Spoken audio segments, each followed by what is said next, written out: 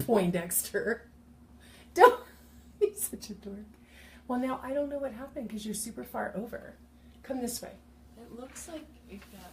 You see how far apart? I didn't move. Maybe I did. Maybe I got so offended. Okay, we are live, in fact. So. Hi. Hi, everybody. Welcome to Tasting Tuesday. It's Tasting Tuesday. It's Tasting Tuesday. Do we have a dance? Look at you with your glasses. I can't read your Hilarious with the glasses. All right, my goal this time is to not look down so much. And so you'll see me up here like this because of the double chin part. Look, we have 10 viewers, Marn. Hi, welcome everyone. Hi, everybody. Where are you I'm going to wear these like your little headband. Mm-hmm. How was your week? I've had a crazy week. I just got home last night from Seattle. What did you do in Seattle, Marnie? I went to see Mumford and Sons, and also, by the way, you too. Oh my God. It was so good. My favorite. So good.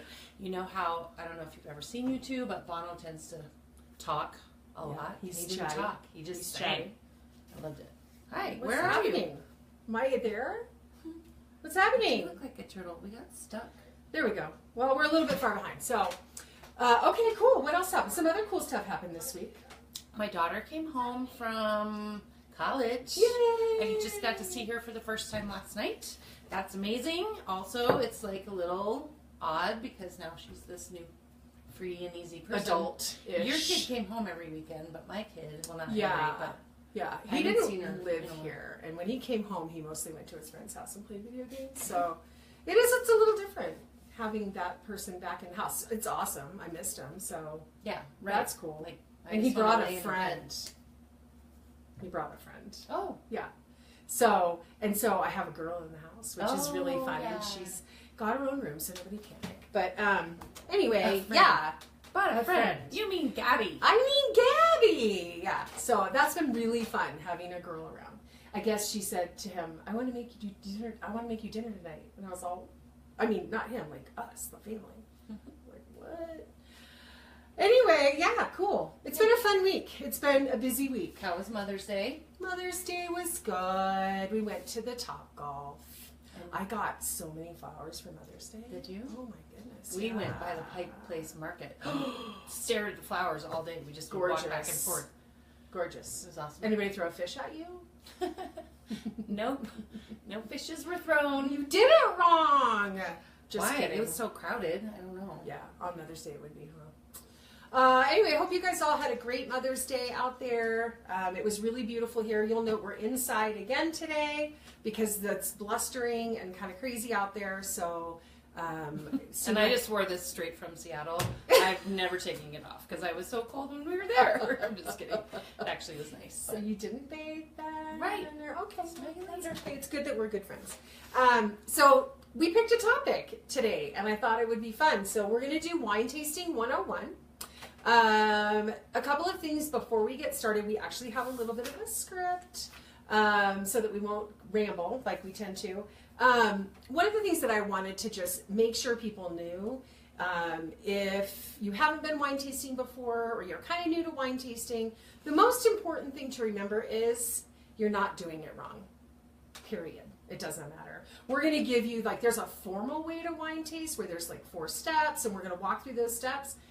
But you're not doing it wrong. Do you like it? Drink it. Don't like it? Dump it. That's it. That's as hard as it is. Well, don't dump it. Just. Well, I mean, give it to Marnie because you know she's a drink taker. Right. So, Right. So yeah, that's what we're gonna do. We're gonna walk through the 4-step process, and I'm gonna let Marnie start.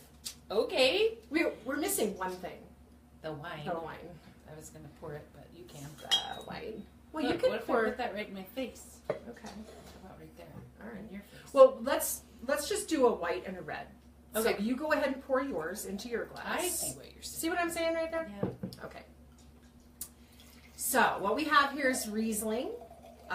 This is our core Riesling. You have more than I do. Sorry. This is our core Riesling from last year. We just released core Riesling again today. It has, I believe it's the exact same tasting notes. We're not really going to talk about tasting notes today, so it doesn't matter. The whole idea was to show you a white wine and a red wine. So Riesling, Pinot Noir, and go. And ready, go.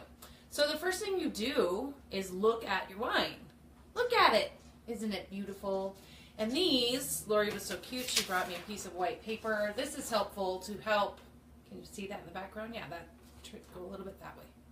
There you go, because you're right in front of the red. Now she's hidden. It's just my show.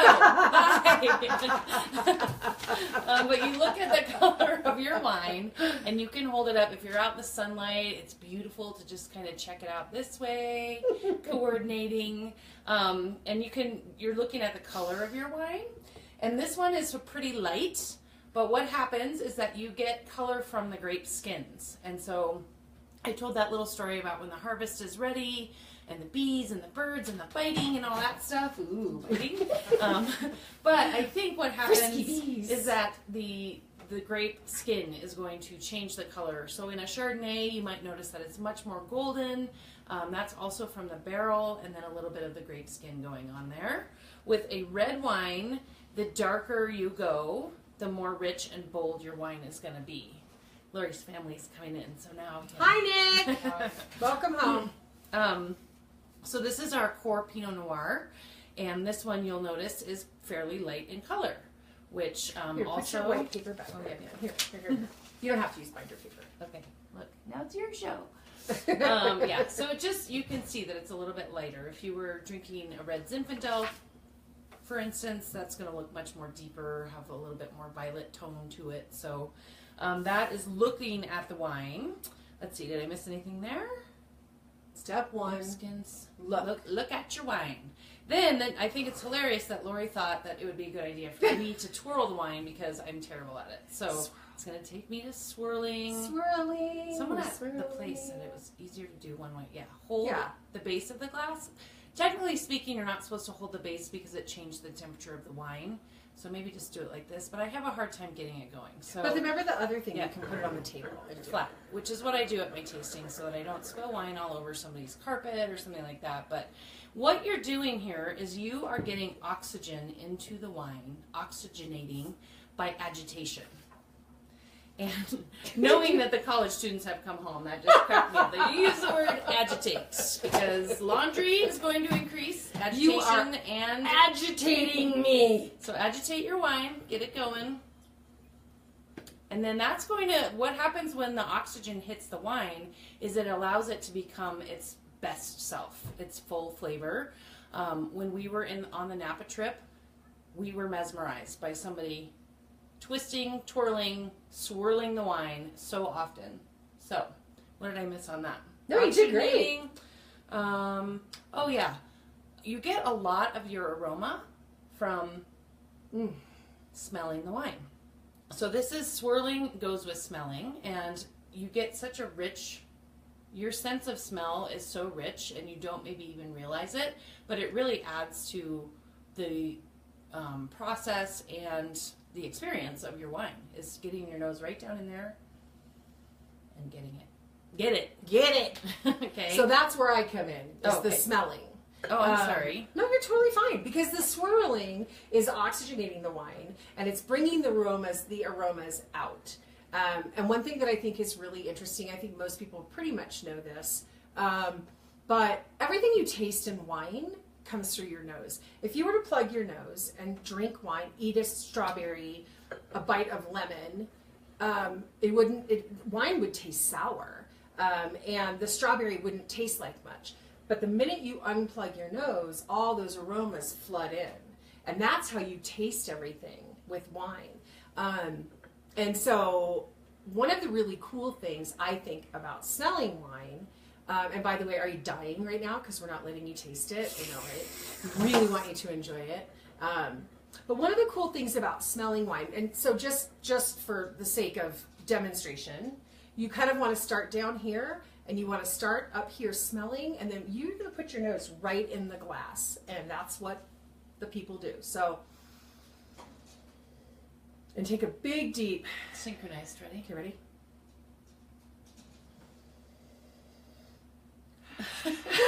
That's weird. That's kind of weird. But the most important thing about that, so a couple of cool things. You can only recognize things that you have smelled before. So you have your brain has a memory of what it's got a bank of things that it has smelled. So sometimes you'll hear me, like I think last week or whatever week we did rosé, and I smelled it and I was like, oh, it smells like summer. And I was being somewhat silly, but I was being kind of truthful too, because all my memories around that smell are in the summer, grass. sitting outside and drinking it in the beautiful sunshine and things like that. So you can only smell things in wine that you've smelled in your life. And to take that one step further, there's a really cool movie on Netflix that I love to talk about at my tastings called Somm.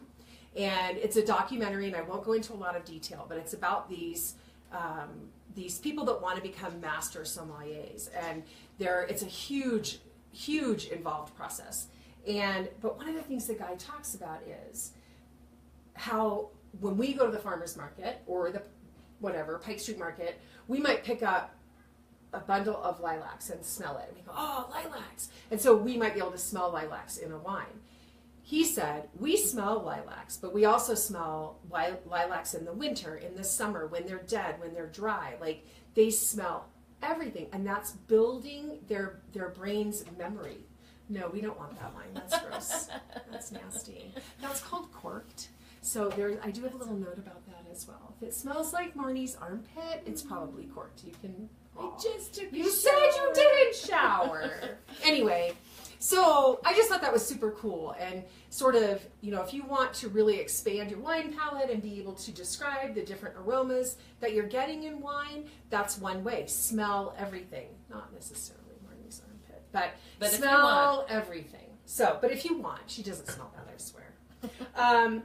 So that's it. And now we get to finally go to sipping. So we're going to sip, but wait, there's more.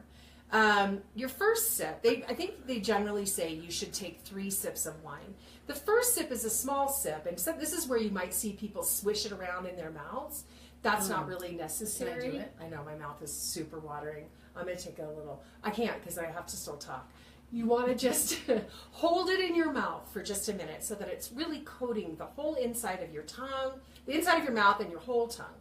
Because it's going to taste different in the front than it does in the back, and you really want it to just coat your whole entire mouth. So I'm going to take a sip, and maybe while I sip, you can talk about what you tasted when you took that little sip. The first taste for me was very juicy and fruity. So I know the tasting notes on this. So what it actually is cherry, isn't it? Or I can't even remember. I think it's cherry, yeah. Yeah, bean cherry. So I got that right away. When I swished it around my mouth, it did have a different sensation when I swished it, which I know that we tell people to swish it, but I don't necessarily always do it. So. Right. Well, or like I said, maybe not swish, just let it sit in your mouth. So when this sat in my mouth, I got a really bright, like tart almost taste. It's a sweet wine. Riesling is a sweeter wine. This one, our reserve is drier. This one's pretty sweet. So I got like tangerine almost, like a citrusy, sweet deliciousness. So the other thing that I wanted to say, and part of what we're doing right now, is you're never wrong about that either. Whatever you are tasting in the wine and smelling is accurate. Just because the bottles have tasting notes, sorry about that label, it's kind of beat up, but just because the bottles have tasting notes on the back, in my opinion, and I could be wrong, and maybe Jake will come on here and correct me, I don't know, I feel like it's very subjective. I feel like what you taste in a wine is very subjective. It's, again, about what have you tasted in your life, what did you just eat, what did you just drink prior to this. And well, even, somebody made the point of if you had a really big garlicky lunch, your wine experience will be slightly different than if you didn't, because you have garlic on your palate and in your pores. Like this wine.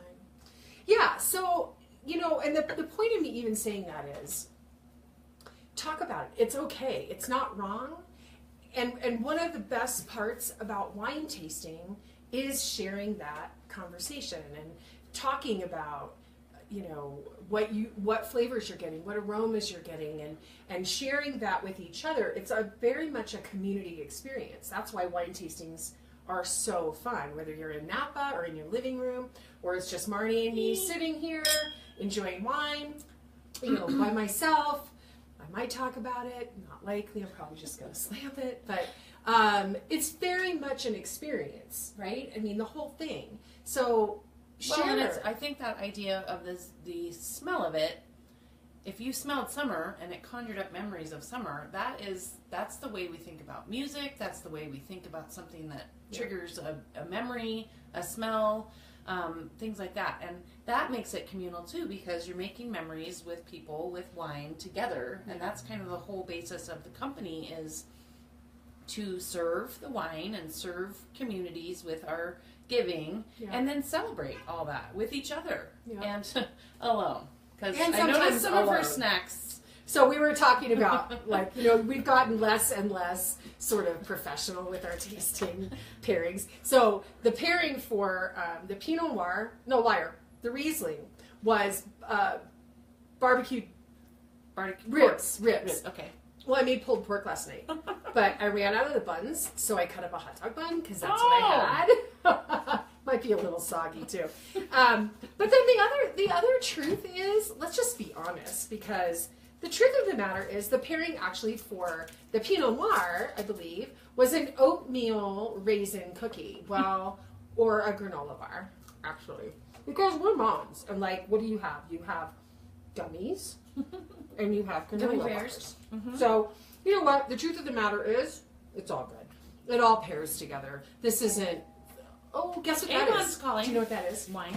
No, it's not. You can stay right here. It's not wine, right? It is. Oh, crap. I'll get it. My friend's going to go sign for that. So this is a lesson to you people. Somebody has to be home to sign for the wine. But the other thing is, you want to come in and say hi? He's like, no, thank you, ma'am. I'm busy. Carry on. What I really thought it was, is it a lot of wine or a small bit of wine? Oh, never mind. We can get it later. No, because here's what I'm expecting today. Remember, I got the little tiny car, and I have the big giant kayaks. I'm getting a blow-up kayak today. Mm-hmm. Yeah, so I thought that's what it would be. Anyway, we are rambling now, but that's about it for the wine tasting 101. I'd take questions, but then I'd have to look down and I want to ask you about this cute little ensemble. Oh, you do? Yes. Where did you get that? Just say it. I got it at Michael's. It's really cute. It's super cute, right? They are succulents that you can't kill. I can't kill them. People who don't live in Denver don't necessarily understand that succulents, they do grow here, they're fine, but they take a little extra work because it's really dry here, and they don't want a lot of water, but they want enough water and enough sun, and I find it a little tricky. So I just get the big plastic ones. succulents. They work really well. Also, Trader Joe's plug here for these little, what are they? Churros. Baby churros. Churros. Yeah. Okay. So that's kind of a fun thing too. But yeah, again, just, enjoy the wine. Go ahead, going through those 4 steps, certainly when I sit down at night to have a glass of wine, am I going through all of those steps? Absolutely not. Now, I'm usually smelling it and tasting it. Probably not looking at it and swirling it unless I've never had it. But it really will enhance the pleasure of your wine. If you go through all of those steps and you take the time, it'll be a more enjoyable experience, even if you are alone, as things can be. How's that Pinot Noir? I love our Pinot Noir. It's my favorite of all of our cores. Is it really? Mm-hmm. Oh, good to know. So I guess we could talk about the cause partners, and then we should probably wrap it up. Okay. Will you guys just give us a little shout out or some hearts or something to let us know you're still here? We appreciate you coming by. We're trying to make it a weekly thing and messing with it a little bit. So I would love if you would just drop a number 1 or something, or a heart across the screen. Whatever. Our little Pinot Noir here. This is our core Pinot Noir. And its cause partner is ASPCA, which does the pet adoptions, which is amazing. It is estimated that 50% of animals get adopted to their forever homes. So there's a lot of pets out there who aren't, and so we're trying to increase the number by giving them funding to be able to do an adoption. Do you know the actual, the case? I printed that stuff out upstairs and I got distracted and didn't bring it down. But so I can find out the information, but what we're trying to get across is that we can tell you exactly what every single bottle does. How many bottles of that funds one pet adoption? That's part of our being good stewards of your money and telling you exactly what we're doing with that. Being able to measure the impact that we're doing. Right. It's a measurable impact, exactly. This is the Riesling, and the cause partner for this, we call it Riesling for Reading. And the 80% of U.S. students from a low-income background scored below proficient for reading at their grade level. This bottle helps fund literacy education for children in America. So, and again, I can get the deeper statistics and tell you exactly what every bottle does. I don't have them right now, though. So, good cause partners. Yeah, really good cause partners. Really good cause partners. So, I think we're done. Okay. What do you think? Yeah. Is there anything else you wanted to say? Also, if you're doing a tasting and you're doing a few wines, there's no need to rinse that glass out with water. Water has chemicals and minerals in it that are just going to mess with the flavor of your wine. You know, just drink it down. If you feel like you need to drip out the drips, do that, but just don't use water, and then just put your next wine in. And usually you start from the lightest of the whites and go to the darkest of the reds is kind of how I do it. And if you want to go from red back to white, how you rinse the glass is you just pour a little bit of the wine that you want to try in your glass, and then you go like that in your glass to rinse it out and dump it. And that's how you rinse your glass out, because the water changes the pH of the wine, which makes it taste different. So that was a good tip, Lauren. Good job. Ching. Or just have me come over and do your wine tasting for you. Or me. Either one of us is fine. I love you. Bye. All right, bye. Have a good day. If she falls, you know what to do.